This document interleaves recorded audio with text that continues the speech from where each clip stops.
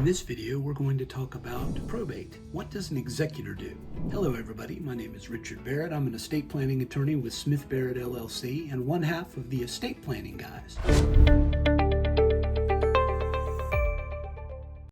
So, you're an executor, or you think you are. Most people, when they're named in a will, thinks that makes them the executor. It does make them the nominated executor. That means they're the person who is nominated by the person writing the will to act as executor. And sometimes there's a backup to that person in case that person can't serve. But you're not actually the acting executor or the appointed executor until the court appoints you. And that happens as part of a probate process. So what does an executor do in all this? Some executors try to DIY it, but the best idea is to get advice from an experienced attorney. So at the direction of the executor, the attorney would draft a petition to probate the will. There are different versions of that, but the main thing to keep in your mind is there is a petition of one kind or another that will be filed along with the will in the probate court of the county in which the person was domiciled when they passed away. That typically means that's where they were living. There is an exception if someone was living in a nursing home when they passed away and their home was located in another county. That county where the home was located, where they lived before they went into the nursing home, would typically be the domicile for the probate court that's going to handle that person's probate. So what does an executor do? Well, they hire that attorney to draft the probate petition and file that with the court. They will work with the attorney to get, hopefully, consent forms from the heirs at law. That means even if the beneficiaries of the person who made the will are totally separate people from their heirs at law, the heirs at law still have to be notified. That goes most quickly if everybody is in agreement with each other, everybody's willing to cooperate. They can sign consent forms that say, I understand what this executor is doing, that they want to be appointed officially as executor and then administer the estate. And yet they can agree to that without agreeing to all the terms of the will or anything else. What they're agreeing to in that consent is that they know what's going on, they've seen a copy of the will and the petition, and they don't have any problem with that person being appointed as executor. So if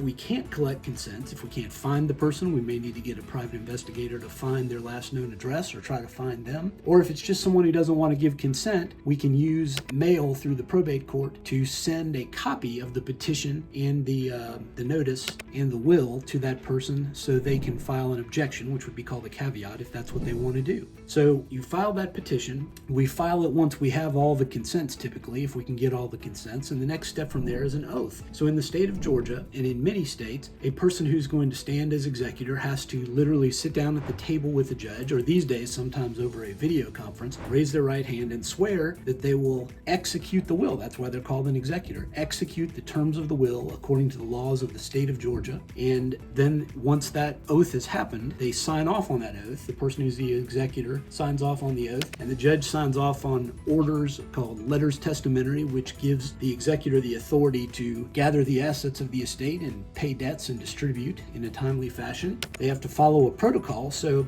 the next thing that happens after that oath is the executor is going to usually be working with an attorney to file what's called a notice to debtors and creditors. And even if we believe there are no debtors, or no creditors rather, in this particular case, we still file that notice and have it published in the what's called the legal organ of the county in which the probate is filed. So that's usually whatever the newspaper is. The main newspaper with the biggest circulation typically is the legal organ. And you may have seen these ads in the paper. They're back in the classified ads, and they basically just say this person has passed away. Here's the person who is nominated as the executor and appointed by the court as the executor. Here's how to get in touch with them to file a claim. If you owe money to the person who passed away, or if you are owed money by the estate, either way, so if you are a debtor or a creditor of the estate, please notify the executor at the address given, and you'll be put in the line, so to speak, with other debtors, with other creditors, if there are other creditors, and other people who owe money to the estate. So that ad runs for 4 consecutive weeks, and from the date of the last ad, the executor is by law supposed to wait 90 days for creditors to file claims. That's the creditor claim filing period. Now, technically, the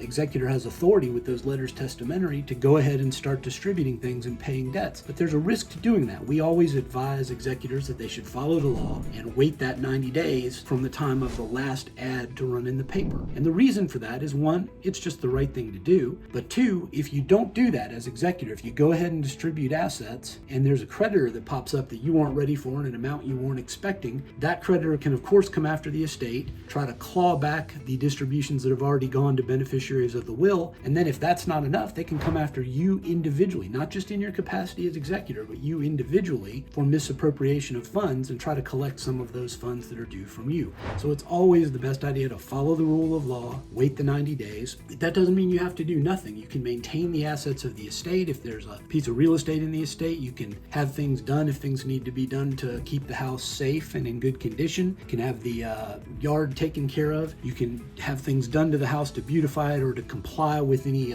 covenants that are in place in the neighborhood, basically maintaining that property and doing at the same time what's called marshaling the assets of the estate, which just means collecting all the assets you can find, and you don't have to do anything with them yet other than maybe make a spreadsheet, or a good attorney may help you with that if you hire them to do that.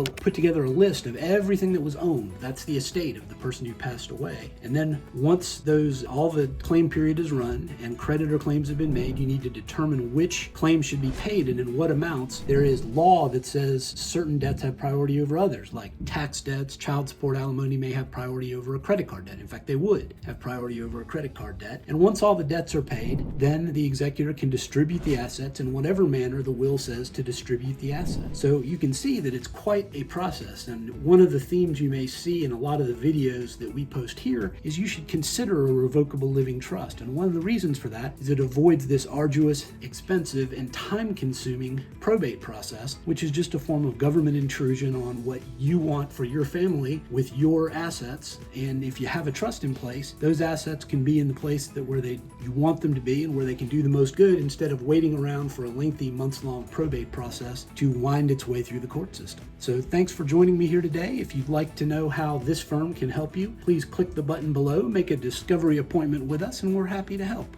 Thanks again. I hope you enjoyed that video.